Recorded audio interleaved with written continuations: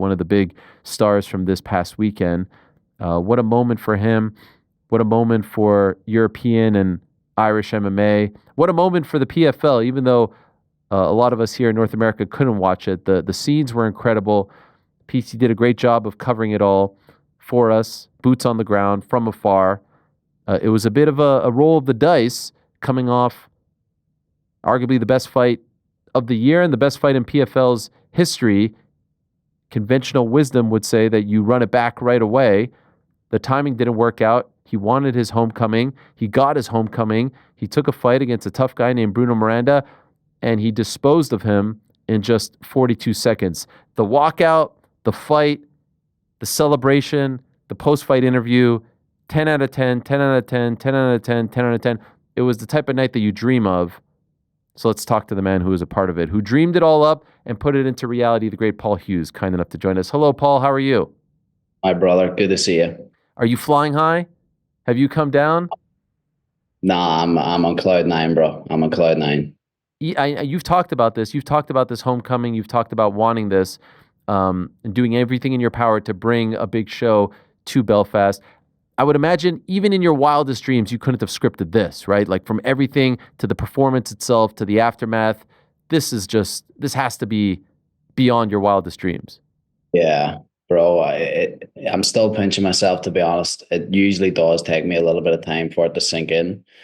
It's almost like everything went too perfect. Like everything just went beyond better than I envisioned it. I didn't expect to knock him out in under a minute, to be honest. I kind of wanted to go out and, if anything, I was trying to start with not too much pressure because I didn't want to get clipped, because Bruno hits hard. So, but look, the left hook it landed, and then that was it. So, yeah, I'm feeling good. You're a pretty even keel guy, but even in the immediate aftermath, not when you were in the cage, but when you went and spoke with Sean O'Connell backstage with PT, even now, you're so subdued. So subdued. Like and you spoke about this a little bit with PT about just your activity being center and all that stuff, but it just feels like none of this is getting to you. How is that possible? I don't know. It's weird. But right before the fight, and I've experienced maybe this in my last couple as well, I've experienced just real levels of calm before it. Now, obviously, when you win, you knock someone out, your you get a spike of adrenaline for sure. But I remember even after I'd done the post-fight interview, obviously I cut the promos and all that, being in the cage just with my team and being so there and so like calm and not like up and down, just like there. It's a weird kind of experience. I think, to be honest, I think it comes from the reps that I've been putting in recently. I mean, that's my fifth fight in 13 months. Fourth fight in PFL. They've all been big fights, big pressure, big crowds. I think I think I'm just a young veteran now. I think it's just I'm very, very comfortable in there, very calm, and I think that is reflecting now in my performances and in my demeanor and in everything that I'm doing is that I am fully present there. There's the fear is not overwhelming. I'm in total control. Did you share that sentiment that this was a bit of a risk, a roll of the dice, because God forbid you slip up, that Usman fight might not be there? Nah, well, I mean, look, every fight's a risk. Anytime you sign to fight somebody, especially at this level, Bruno hits hard, 17-5 kickboxer. Dangerous. Every fight has risk, but without risk, there is no reward. And to be honest, mate, I would have fought anybody in there to get the opportunity to fight at home in Belfast. I mean, that it's literally, I mean, the sort of my dreams have just came true. It definitely hasn't sunk in that actually. Now that I think about it, like even this is kind of surreal that we're talking about me just having fought in Belfast. I'm just sitting down in my mum and dad's house here in Derry, and it's just like a normal day. And you're saying, "Oh, what about Belfast the weekend?" It's just kind of it's crazy, mate. It's crazy. So, to me, it felt like this meant more to you than being. And I don't want you to kind of pick and choose here, but this whole scene, this whole moment, for what it symbolized and what it meant in your career, meant more than fighting for the belt. You would have, if you had to choose between the two, you would have chosen this over fighting for the belt. Am I right about that? No question. Look, belts come and go, and I don't really care that much about them. I care about what they bring. I'll go to the grave with this. Like as I always said in the lead up to this fight, that fighting in the SSE arena, which is the biggest arena you can do here in Belfast, that was my number one, and I've done that now. Like that's ticked off. So I'll go to the grave happy. Honestly, I truly, truly will. And what about the fact like PT was laying out the scene for us? It seemed like a lot of the people there weren't necessarily PFL fans, MMA fans. They were just Paul Hughes fans. Like they were there specifically to root you on, to support you. They weren't like, oh, hey, the PFL's in town. I would imagine a lot of them, with all due respect, probably don't even know what the PFL is. They were just there to back you. That has to Yeah. feel unreal. Uh it's crazy, bro.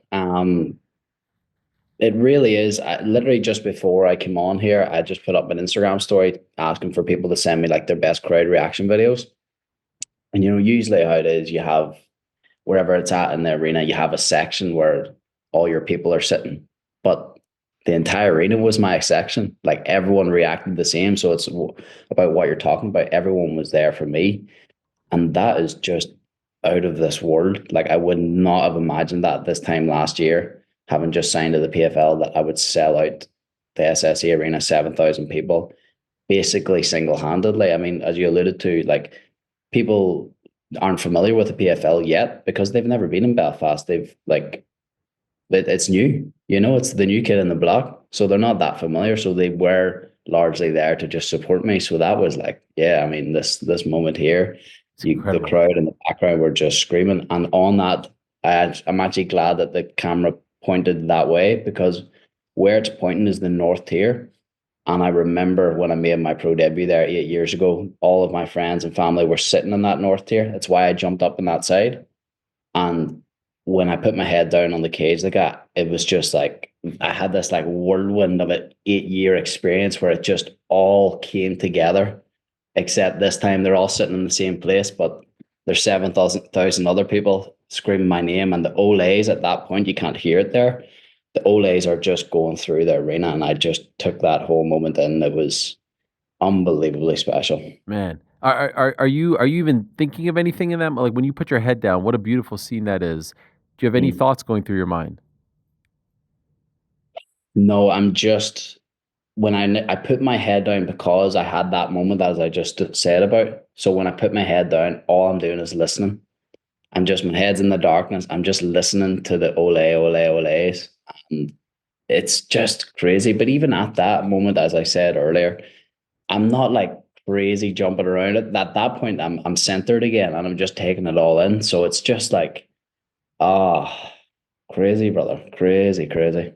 Speaking of that fight, your debut, it happened on a Bama card, right? I believe it was Bama 28, Park versus Redmond, Norman Park versus Paul Redmond back in 2017. I think it was like a co-pro with Bellator because Rory McDonald was there. You took a photo with him, and here you are, just starting out, eyes wide. You're just happy to be there. You pick up your first win. This is the post-fight interview, and it's wild to watch it all these years later. Here you are speaking after your pro debut in the exact same arena. This has been years of hard work. I'm 19 years old, people. 19 years old. I'm the future.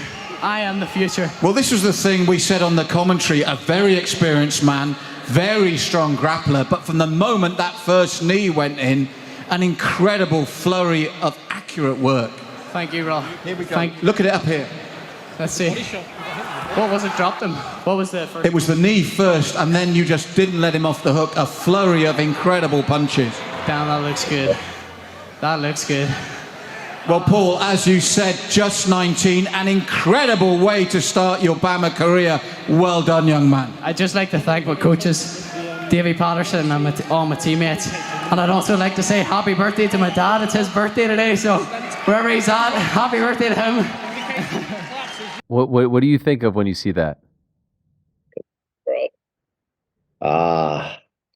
Surreal. Surreal. Do you know what? I've always had it, bro. I always knew. I swear to God, I always fucking knew from back then I was going to do something.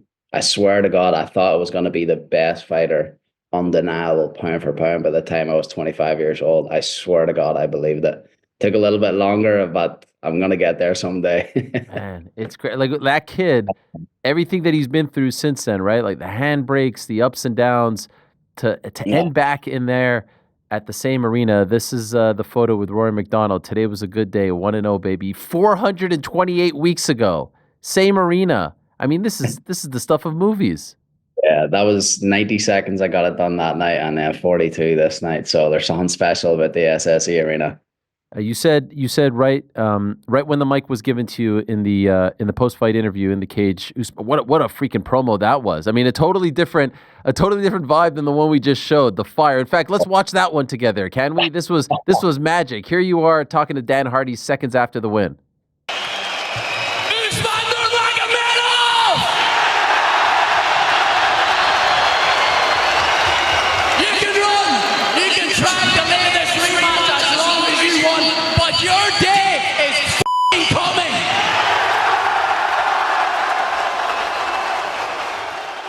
I mean, that's okay. You're not subdued in that moment. That is fiery stuff. And so that's how you sell a fight. That's how you get people behind you. How confident are you? And there's the tweet. Thank you, Belfast Usman. You could get it. How confident are you that your message was sent and that will in fact be next for you? Yeah, I'm very, very confident. At the end of the day, they have to do this fight next. They have to do it. They have to strike with the irons hot. Look at the pop that got. I mean, the people want to see it, plain and simple. And you got to make the fights that the fan wants to see. And look, it's going to be the biggest fight the PFL have ever done. It's going to be one of the biggest fights in MMA of the year. And bring it on. Bring it on. He took to Instagram after to talk about your message, to respond to your message, I should say. Here he is. Congratulations. Good job. We will do it again. But when I say, and prior to that wrote, man, I didn't even know you were fighting. What did you make of these messages? Well, that's good, saying, oh, I didn't even know you were fighting. I mean, that's obviously cap. So perhaps he's looking through me once again. And if he makes that mistake, he is fucked. Do you think that there's any part of him that still feels like he's above you? Like it's sort of in his mind charity. Oh, I'll give you the shot, but only when I say so, only when I want to do it. Yeah, absolutely. Look, I said that before the last night. You're looking down on me. I could tell by the energy, and I still feel like, yeah, whatever. I got his respect in the last fight, but this guy, he's been the champion for some time. He's still in his mind thinking, the new kid, he got lucky the first time. I'll give him a chance another day. But at the end of the day, he can, as I said, he can delay it as long as he wants, but his time is coming. There have been a lot of PFL/Bellator fighters who have left. A lot of the Ali guys leaving. Aaron Pico, I think Patchy Mix is going to leave. Kayla a couple of years ago. Any concern that he will try to leave before fighting you? Hey there. Sorry to interrupt. Just want to remind you, if you haven't already, please do hit that subscribe button. We would appreciate it very much. And while you're at it, give us a thumbs up too. We've got live shows, interviews, clips, and a whole lot more going on this here channel. All right, now back to the show. Yeah, I would not like that. That would not be cool. No, I know. Is there a concern? Because also, now with Islam maybe moving up, they've talked about, obviously they don't want to be in the same weight class. All right, Islam moves up. Here comes Usman to the 155-pound division of the UFC. I just wonder if there's any sort of anxiety surrounding this. If you've talked to the PFL, if they've assured you, no, we're going to make this right. It's going to happen. I haven't. Look, because I just fought on Saturday. Usually we'll give ourselves 4 or 5 days before we start talking business again. So I guess we'll find out more whenever Tim and Dan talks to him this week. I can't see him being able to do a runner, to be honest. At the end of the day, there will always be that question mark if he decides to do a runner. He will never, ever get rid of that question mark if he doesn't fight me again. And that is the truth. Like, he could say, oh, I'm undefeated all he wants, but he has to fight me again. Otherwise, his whole career will be questioned. Do you think he wants to fight you again? I think that, yeah, look, he's a fighter. I think that, he would prefer a much easier fight, but I think that his team will just be like, no, you have to basically honor yourself and do this again. I think he's got no choice. Did they give you any indication as to when they want to do this and where? I can only assume that it will be Dubai. I'm just guessing it'll be towards the end of the year. I don't know any specific dates. Okay. Could I ask, I hope you take this as the highest of compliments. I feel like you and your signing has been the best thing that PFL has done over the last year plus. It hasn't been the best stretch as far as PR for them. What do they need to do, in your opinion? And I know this is a question for a Peter Murray or a Don Davis, but just to kind of get back in the good graces of people. In fact, on Saturday, like, I was just kind of looking for the fight here in America, and I was like, holy crap, this isn't airing anywhere? How is this possible? Like, Paul is like top 2, top 3 most popular fighters on the roster. How do you not have this airing somewhere, anywhere? Since then, Don Davis has said they're going to figure that out with the international events, but it just seems like a string of some hits that they've taken. How do they get back on track, in your opinion? Yeah, look, I mean, that's obviously disappointing. I know that the guys are not going to want for that to happen. There's obviously some technicalities that's making that difficult. It's disappointing that my fight isn't in the US for the US fans to see. I'm disappointed for them not being able to see it in real time. But I made sure that I made it short enough so you could fit it into a reel for them. But you know what? I think that what the PFL are doing, they are signing some of the best talent coming up in the world. Me being a perfect example of that last year. And I think if they keep doing that, they keep attracting the talent like they attracted me. They seen my potential. They invested heavily in me. They let me blossom in their organization. I feel like very, very happy here. I've been treated incredibly well. The staff have all been absolutely amazing the whole time. And that makes me feel good about this all. I'm positive about it. So I think if we keep racking up all the young talent, I think that'll be a good thing. Your story is somewhat of an underdog story. Do you connect with them because you feel like they're the underdog as well, and there's some pride that goes into like taking on the Goliath? Hugely, hugely. I'm all about fighter. I'm fighter first, ultimately. And I've been treated very well here. I know a lot of other athletes are being treated well. So yeah, I do see it as an underdog story, big time. I think that the more options for fighters out there, the better. I mean, it's that's very clear, and at the end of the day, the PFL are the only other organization in the world that are paying fighters real money. So long may it continue. I mentioned the post-fight interview. I also loved that you gave your bonus, or said that you're going to donate your bonus to a local mental health charity. Can I ask you about that charity and why you feel the need to do that? Why that was top of mind for you? Yeah, well, look, so I done a pre-party, post-party, all of that. Sold like almost 1,000 tickets for them, and all of the proceeds went to charity. So I was already working with a charity for this, sold t-shirts, all of that. Bro, like, mental health charities are completely underfunded here in Northern Ireland. Like, we have the highest rates of per mental health in the UK, and we're the most underfunded in the UK. And unfortunately, our politicians aren't the best here. So there's no funding directed towards these organizations. They really don't get anything. I mean, if you go to a therapist here, I know people personally who have been in really difficult positions, and they've finally gathered up the courage to talk to a doctor and to seek help. And it's like, oh yeah, we can get you a therapist, but it's going to be 4 months waiting time. Like, what is this? This is impossible. That's could be the end for some people, and I feel very strongly about that. Like, we're obviously a country that's been through a lot. There's a lot of trauma, and just the suicide numbers here are out of control. Like, they really, really are. It's unbelievably sad. So look, it's only a very, very small help me doing this. It's a very, very small help. Like, so yeah. Well, good for you. Very, very classy stuff. And I saw that you shared a pint with Bruno yesterday, right? Yeah, that was coincidental, believe it or not. I have some mutual friends with Bruno, so it was always going to be respectful. And then I was just out with my friends yesterday. They all flew in from around the world. We thought we'll go out, find a beer garden, and then who's there is Bruno. So wow, it was very cool, very cordial. I met him that morning in the hotel.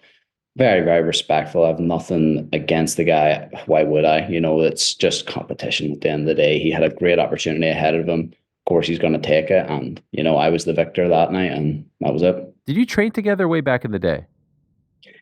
I remember I'd done one training session with him at Tiger one time. He was one of the pro fighters, and I was there doing some training, but not like nothing crazy. Okay. And I also loved seeing you with another Belfast legend, the great Carl Frampton, in the build-up to all of this. Was the stuff that you did with Carl, was that the first time you had ever met him?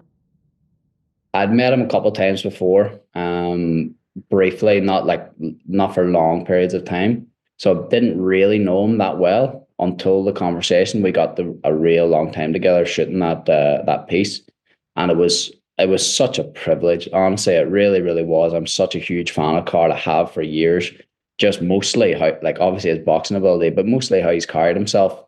I really looked up to that, and to spend some time with him was really cool, especially outside the SSE. He's the king of the SSE at the end of the day. I'd done 7 or 8 shows, had custom built events for him in Belfast here, and he kind of told me how they all worked. We went to the places where they were at, Windsor Park and Titanic, and told me about how he got it done, and it just got me thinking, perhaps whenever I beat Usman in the rematch, maybe I'll get a custom built venue back here in Belfast.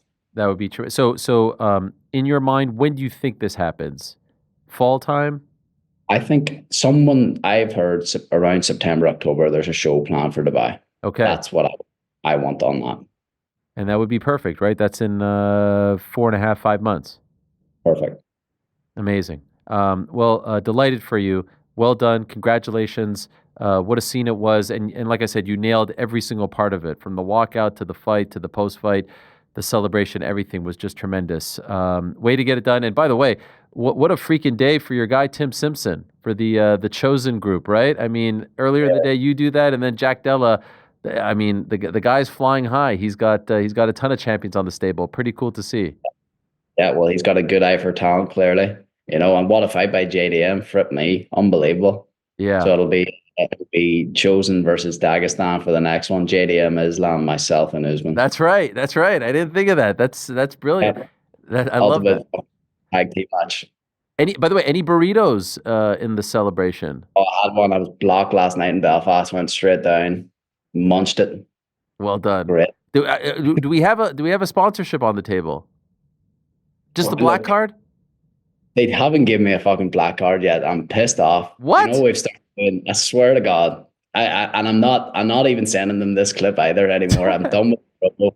In the vlogs I've been putting out every week, I'm bleeping the company name, and I'm still going, but I'm blurring out that I'm eating it. Now it's like a love-hate relationship. Look, it's part of the story. You know yourself, Ariel. I've actually been getting into my WWE again recently. I've watched both WrestleManias and maybe some of the mic skills. I've been picking things up. Now that explains that post-fight interview. That was here. Well, look, I've got a bit of sauce myself, but I might have stole a few bits here and there for some people. I love it. I love it. Well, enjoy your time with your family. Congratulations. Well done. Looking forward to the rematch later on this year. Thank you, Paul. Appreciate it, brother. Always a pleasure to be on here. The man himself, Big News Hughes, representing Belfast on the largest of stages. And if you haven't seen it, it's on social media. They in fairness, they did put it out literally seconds later. It's 42 seconds. So if you haven't seen the fight, tremendous. I mean, we just showed you the best parts. It all happened very quickly. What a stud he is. And I would love to see that fight. I mean, really, could go down. Right now, if you guys had to vote, what's the fight of the year? That's up there. Bilal JDM is up there. What are we missing? January, February. I'm thinking of the pay-per-views. March. April. I'm looking for some rankings right now, but for me, those two are kind of the front runners, right? Hughes and Nurmagomedov was my most memorable. Bilal JDM is up there, I would say. Up there. Okay, some other ones that are here. Yuri Jamal Hill was pretty good. Yuri Hill. Oh yeah. Marab versus Umar. Volk and Diego Lopez. Yeah. Gaethje and Fiziev too. Yeah. I've got Nurmagomedov and Hughes ahead of all those at the moment. Yeah, that was pretty. Ribovics? Is that a crazy one? I'm trying to remember. I think it's, unless I'm crazy, I think it's Hughes. I think it's Hughes, Usman, and number 2 is Bilal JDM. Not a bad shout. Randy Brown versus Nicholas Dalby. That was a good one. That was actually great. But I don't know if that's fight of the year. The 5 rounds of Hughes and Nurmagomedov was RDR like versus ripping. Bo Nickel? Well, come on. Why you got to do What was that? that? No, but by the way, what did you guys see Bo Nickel saying like all of y'all can like suck it and stuff? I was like, what? Where's this guy coming from? Yeah. Spit in your I'll face? Spit in your Yes, face. yes. Come groveling back from What I love happened? it. I love the heel work. Oh, I loved it That's the too, but way it was to a do different tone. It was a different tone. Oh yeah. Thanks for watching this video. Before you go, if you haven't already, hit that subscribe button for us. Also, give us a thumbs up, leave a nice comment. These things go a long way. And while you're here, do check out the rest of the channel. We've got live shows and full interviews, clips, and a whole lot more. We're doing big things here, and we appreciate your support very much.